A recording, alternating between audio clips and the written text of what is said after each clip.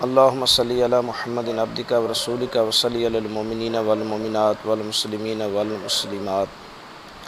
پاکستان میں جتنے بھی رمضان پروگرام ہیں، رمضان ٹرانسمیشن ہے، تو اس میں جو ہم دن رات دیکھ رہے ہیں کہ وقت سحر اور وقت افطار کے پروگراموں میں کس طرح کی بیہودگی اور کس طرح مختلف مکاتب فکر کے علماء کو بلا کر، اور یہ وہ لوگ ہیں کہ جو زر خرید آپ سمجھ لیں وہ ہیں، اور ان کو مختلف موضوعات پہ بحث مباحثہ کروایا جاتا ہے، ان سے بحث کروائی جاتی ہے، پھر اس کے درمیان آپس میں لڑائی اور جھگڑا کروایا جاتا ہے۔ لڑائی اور جھگڑے کے بعد کسی ایک بات کو بھی، کسی بھی ٹاپک کو صحیح منطقی انداز میں انجام تک نہیں پہنچایا جاتا۔ ان کا صرف اور صرف مقصد جو ہے وہ پروگرام کی ریٹنگ میں ہے کہ پروگرام کی ریٹنگ بڑھ جائے، اور وہ فنکار جو سارا سال جو ہے وہ مختلف بے حیائی اور غلط پروگرام کر کر کے بیہودہ پروگرام کرتے ہیں، اصل میں یہ فنکار لوگ ہیں۔ اور جیسے ہی رمضان شریف آئے یا ماہ محرم الحرام کا مہینہ آتا ہے تو ان کو مختلف دینی علماء کے ساتھ بٹھا دیا جاتا ہے، ایک لکھی لکھائی تحاریر ان کو دی جاتی ہے۔ تو یہ فنکار لوگ ہیں، اور یہ ہر رنگ میں اپنے آپ کو رنگنے میں ڈالنے کی کوشش کرتے ہیں، تو جس میں ہم ہر سال دیکھتے ہیں کہ کوئی نہ کوئی اس طرح کا بیہودگی کا پروگرام ہوتا ہے جس سے مسلمانوں کے سر شرم سے جھک جاتے ہیں۔ عرصہ دراز میں پاکستان کے ایک بڑے نجی پروگرام ٹی وی چینل جو تھے، ایک نجی ٹی وی چینل، اس میں عامر لیاقت حسین جو ڈاکٹر بھی نہیں ہے، جعلی ڈاکٹر ہے، جس کی ڈگریاں خود ساختہ ہیں، صرف اردو زبان ہونے کی وجہ سے، کہ ایک چرب زبان ہم کہتے ہیں اپنی اردو زبان میں کہ چرب زبان آدمی، اپنی چرب زبانی کی وجہ سے پاکستان کے مختلف ٹی وی چینلز پر بیٹھ کر لوگوں کے ساتھ بیہودہ گفتگو کرنا، اور عالم آن لائن ایک پروگرام میں کس طرح اس نے اپنے آپ کو ایک جعلی عالموں سے بھی بڑا ایک عالم، جس کی تحقیق ایک 0% ہے، 0% ہے، قرآن اور حدیث کی تعلیم سے نابلد آدمی، جاہل آدمی، اس نے اتنا زیادہ نقصان کیا کہ جس کے سکینڈل، جس کی واہیات اور غلیظ گفتگو سن سن کے کہ لوگ جو ہیں وہ شرمسار ہوتے ہیں۔ جب ہم شروع میں اکثر لوگوں سے کہا کرتا تھا کہ جس طرح ایک عطائی ڈاکٹر سے علاج کرانا بے وقوفی ہے، جس طرح ایک انجینئر کے پاس جا کے میڈیکل کا علاج کرانا اور ایک ڈاکٹر کے پاس جا کے MBBS ڈاکٹر کے پاس جا کے ایک سڑک کا نقشہ بنانا، یہ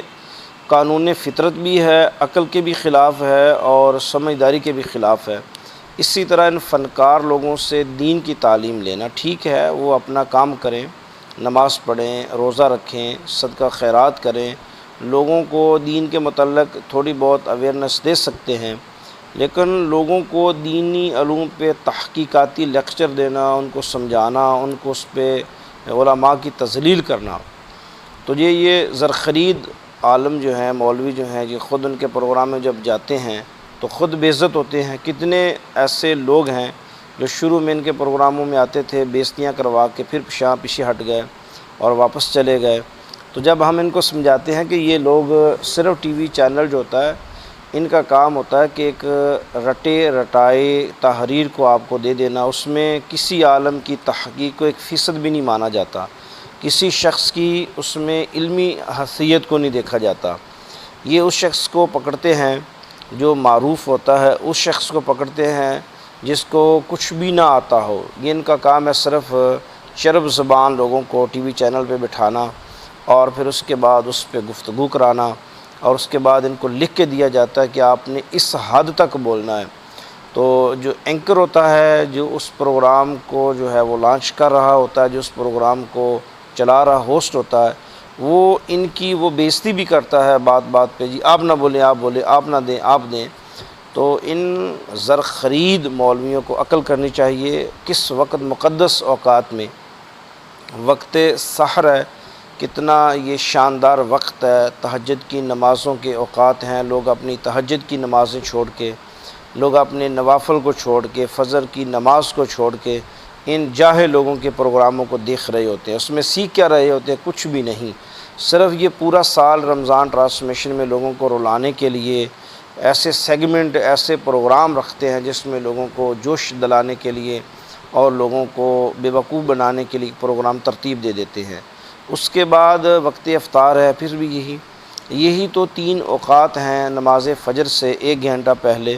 نماز فجر کے 1 گھنٹہ بعد، اور نماز مغرب سے آدھا گھنٹہ پہلے اور آدھا گھنٹہ بعد۔ یہی تو وقت سحر اور افطار اللہ تبارک و تعالیٰ نے سنت محمدیہ کو اتنا مبارک اور وقت اور خاص وقت دیا ہے کہ وقت سحر میں جو دعائیں مانگی جاتی ہیں اللہ تبارک و تعالیٰ ان دعاؤں کو قبول فرماتے ہیں۔ وقت افطار میں جو دعائیں مانگی جاتی ہیں اللہ وحدہ لا شریک اللہ جل جلالہ ان دعاؤں کو قبول فرماتے ہیں۔ یہ دونوں وقت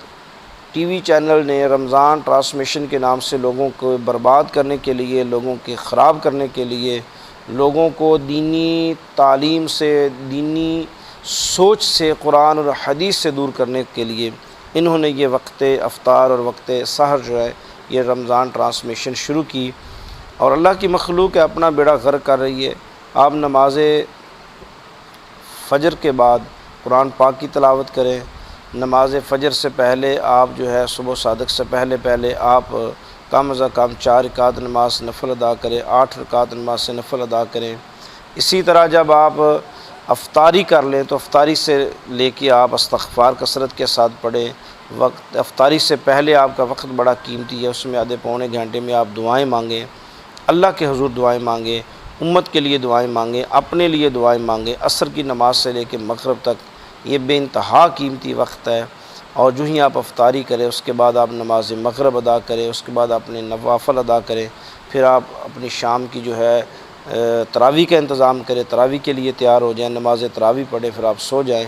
یہ وقت مسلمانوں کے لیے 11 مہینوں میں دوبارہ نہیں آنا۔ یہ ماہ رمضان آیا تو اس کے بعد یہ دوبارہ رمضان قسمت میں آئے گا۔ کتنے میرے پیارے دوست، میرے بھائی، میرے احباب، میرے دیکھنے والے، میرے سننے والے، میرے ساتھ اٹھنے بیٹھنے والے گزشتہ ماہ رمضان میں ہمارے ساتھ تھے، لیکن اس ماہ رمضان میں وہ ہمارے ساتھ نہیں ہے، وہ اللہ کو پیارے ہو گئے، وہ اللہ کے پاس چلے گئے۔ تو اللہ تبارک تعالیٰ طرف سے ایک بلاوا آیا، اللہ وحدہ لا شریک نے، اللہ جل جلالہ نے ان تمام پیاروں کو اپنے پاس بلا لیا۔ تو یہ ہمارے پاس وقت جو ہے یہ ایک قیمتی وقت ہے، اللہ تبارک و تعالیٰ نے ہمیں عطا کیا ہے، ہماری قسمت میں پھر ماہ رمضان المبارک آیا ہے، تو ہمیں اس ماہ رمضان میں قرآن کو زیادہ پڑھنا چاہیے، اپنی عبادات پہ خاص الخاص توجہ دینی چاہیے، کثرت کے ساتھ استغفار کرنا چاہیے۔ پھر انشاءاللہ یہ وہ رمضان ہوگا جو قیامت کے دن ہمارے لیے جنت کا باعث بنے گا، اور جب روز قیامت رمضان کو لایا جائے گا تو رمضان المبارک انشاءاللہ ہماری گواہی دے گا۔ قیامت کے دن قرآن بھی گواہی دے گا، قیامت کے دن ماہ رمضان بھی گواہی دے گا۔ قرآن کی عزت کی، قرآن کی تلاوت کی، قرآن کو پڑھا، قرآن کو سمجھا تو انشاءاللہ قرآن ہماری گواہی دے گا۔ اسی طرح ماہ رمضان کے روزے رکھے، ماہ رمضان کا حیا کیا، ماہ رمضان کے اندر ہم نے حق اور حلال کو سمجھا، صدقات کیے، خیرات کیے، اپنا صدقہ فطر ادا کیا، زکوٰۃ ادا کی، ماہ رمضان کی تراویح پڑھی، ماہ رمضان کے روزے رکھے، چغلی نہ کی، غیبت نہ کی، جھوٹ نہ بولا، ناپ تول میں کمی بیشی نہ کی۔ ماہ رمضان میں ہم نے اپنے آپ کو مکمل اسی طرح کیا جس طرح اللہ اور اللہ کے رسول کی چاہت ہے۔ تو یہ پھر بات یاد رکھیں، جو نیکی آپ رمضان المبارک کے مہینے میں خوش دلی کے ساتھ کریں گے انشاءاللہ اللہ تبارک و تعالیٰ 11 مہینے ہمیں اسی طرح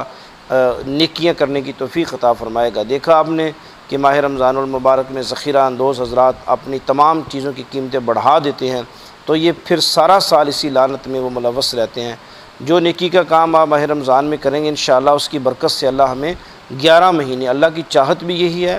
اللہ کا مقصد بھی یہی ہے کہ آپ رمضان المبارک میں مہینے سے سبق سیکھیں کہ ہم نے کس طرح ایک نیک، اچھے اور سچے مسلمان بن کے اپنی زندگی کو گزارنا ہے۔ تو جب یہ ماہ رمضان کا ایک ایک لمحہ، ایک ایک دن، ایک ایک گھڑی ہمارے لیے سبق ہے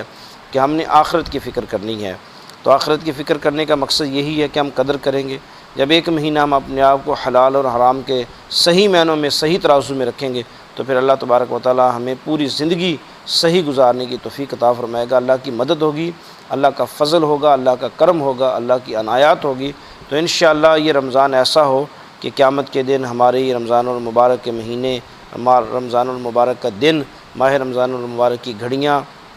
آپ کے لیے، میرے لیے انشاءاللہ اللہ کے فضل اور کرم سے باعث نجات ہوں گی، باعث برکت ہوں گی، باعث رحمت ہوں گی، باعث شفاعت ہوں گی۔ اللہ آپ کو، اللہ مجھے ماہ رمضان المبارک کے مہینے میں قرآن پاک پڑھنے، سمجھنے، اس پہ عمل کی توفیق عطا فرمائے، ماہ رمضان کے روزے رکھنے اور ان کا ادب اور حیا کی توفیق عطا فرمائے۔ آمین ثم آمین یا رب العالمین۔